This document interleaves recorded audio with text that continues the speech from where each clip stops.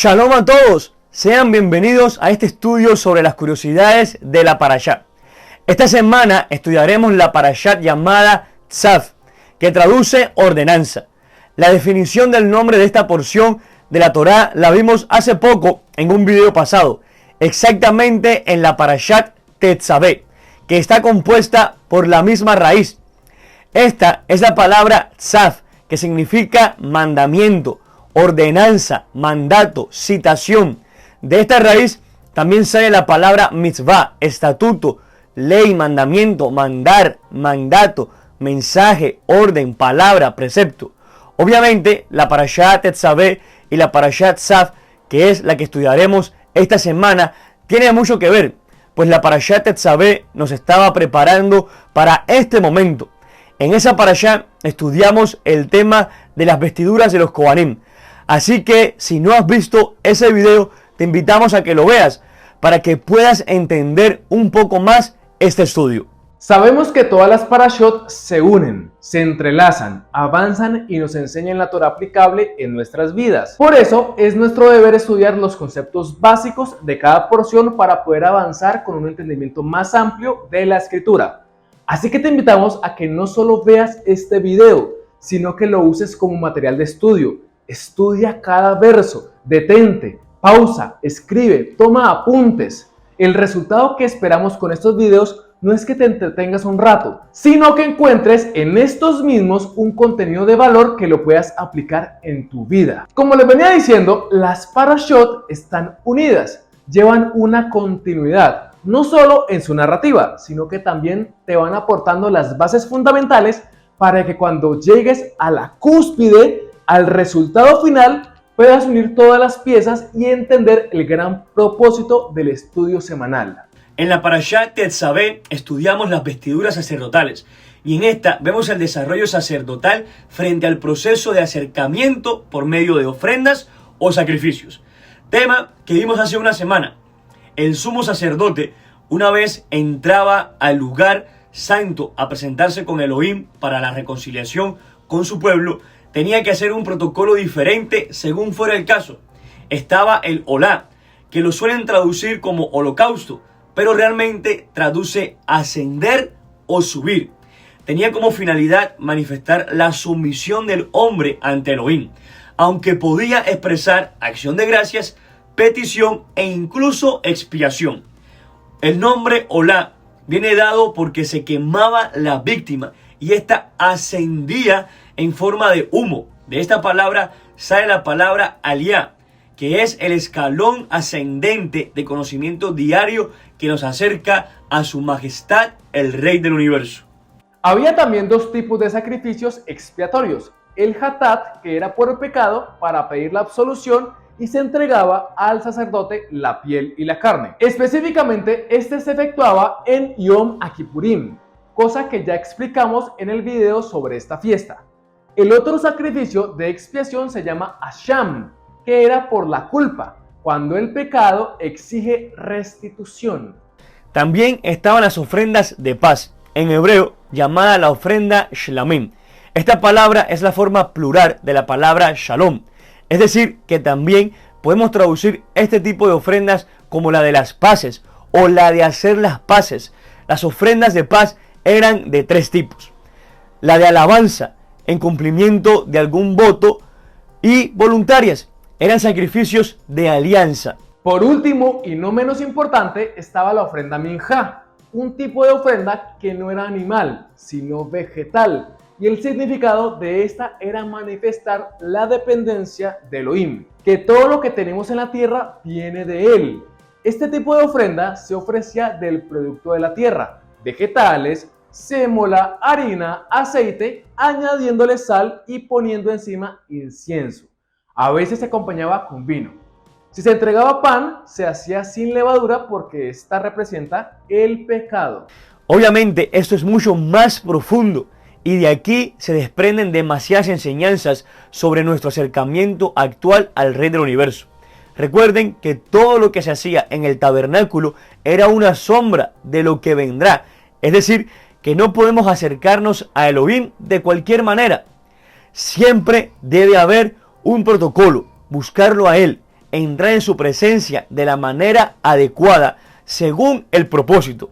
En los versículos 12 y 13 de esta parashá nos dice que el fuego en donde se ofrecían estos korbanot tenía que estar siempre encendido. No solo estaba prohibido apagar el fuego en el altar, sino que además el fuego debe ser cuidado y se le debe agregar madera siempre que se necesitara, para que las llamas asciendan constantemente. Si estaba prohibido apagar siquiera un solo carbón en el altar físico, ¿cuánto más estaría prohibido apagar un simple rescoldo en el altar espiritual? El corazón israelita, el anhelo por la santidad, la llama en el corazón que aspira nostálgicamente de arriba hacia adentro, debe ser constantemente acercentada, ayudada y reforzada a través de la razón, la sabiduría y el discernimiento, con la iluminación de los misvot y la luz de la Torá. Los korbanot solo tenían una función: el acercamiento a Elohim, pues el pecado causa división, alejamiento de lo santo. Entonces, esta fue la forma que el creador del pueblo estableció para la conexión con su pueblo. Ahora, en la Parashat Tetzaveh dice lo siguiente: y llevará a Aarón los nombres de los hijos de Israel en el pectoral del juicio sobre su corazón, cuando entre en el santuario, por memorial delante de Yahvé continuamente.